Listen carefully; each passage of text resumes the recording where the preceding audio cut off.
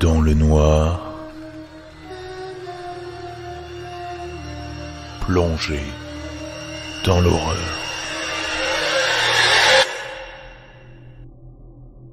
J'ai marché sur un oiseau mort en sortant de ma porte d'entrée pour aller travailler le matin.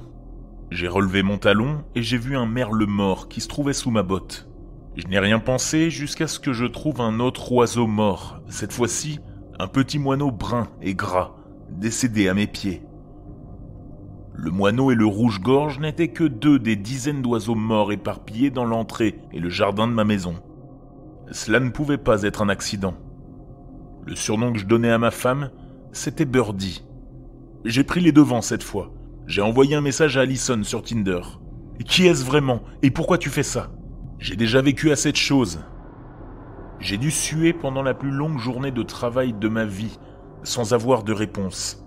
J'étais en train de manger, en remuant mes spaghettis carbonara quand j'ai reçu ce message. L'odeur de tes carbonara me manque, et c'est bien moi. Je pourrais te dire quelque chose que seul moi sais. Allison a envoyé un autre message avant que je puisse répondre. Ta chanson secrète préférée est All Too Well de Taylor Swift. Merde, je n'avais jamais dit ça à personne. Un autre message d'Allison avant que je puisse réfléchir davantage. Tu me manques tellement, Derry. Tu as vraiment rendu ma vie spéciale.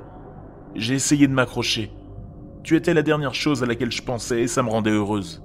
Je me suis vraiment senti aimé et je pouvais sentir ta main me tenir fort. Désolé, je n'ai pas pu survivre. Ma gorge s'est asséchée et des larmes ont coulé sur l'écran de mon téléphone alors que je lisais son message à plusieurs reprises. Ces derniers moments que nous avons partagés sur son lit à l'hôpital, le bip rythmique du moniteur cardiaque jouait encore dans ma tête. J'ai pris mon temps pour réfléchir à ce que je devais lui répondre. Maintenant que je suis heureux qu'elle ait trouvé un moyen virtuel de me contacter depuis l'au-delà. Allison, il n'y a aucun moyen de décrire correctement à quel point je suis reconnaissant pour la vie que j'ai eu la chance de partager avec toi. Je me rappelle de la façon dont je te surprenais à me regarder avec des yeux étoilés quand je traversais une pièce. La façon dont tu parles, comme si tu disais un secret à quelqu'un, même si ce n'est pas le cas. Ça me manque. Ça me manque de regarder ton reflet lors de randonnées ensoleillées. Honnêtement, je n'arrive plus à écrire. Je suis sûr que tu peux ressentir ce que je ressens. Je le sais. Parfois, j'ai l'impression que tu es toujours là. Même avant ces messages. Allison a répondu si vite, juste après que j'ai envoyé le message. J'ai été là. Et quoi? Son message était à la fois étrange et attachant. Elle a continué. Tu sais, quand tu poses tes clés quelque part et que tu ne les retrouves plus, puis qu'elles se retrouvent quelque part où tu jurerais ne jamais les avoir mises. Ou quand tu as l'impression qu'il y avait 5 crevettes dans ton sauté et que soudain, il n'y en a plus que 4. C'est à ce moment-là que j'ai réalisé que je n'avais pas allumé les lumières de la maison, mais que la nuit était presque tombée. Je suis resté assis, dans le noir, pleurant dans mes spaghettis congelés, me demandant si Allison me regardait ou si c'était juste la farce la plus cruelle au monde. Le bourdonnement d'un autre message m'a fait plonger dans le noir. Je m'éloigne, je suis désolé de t'avoir causé du chagrin. Bisous. Je suis resté là, je me sentais bien. Mais je devais faire aussi un peu de ménage. L'idée qu'Allison se cache derrière mon épaule et passe au crible tout ce qui se trouve dans notre maison a creusé un trou brûlant dans la paroi de mon estomac. J'ai pris les clés de la voiture avec mon ordinateur et je me suis garé à une épicerie proche. J'ai pris mon ordinateur et j'ai commencé à effacer tout ce que je ne voulais pas qu'Allison trouve sur mon ordinateur ou sur mon téléphone.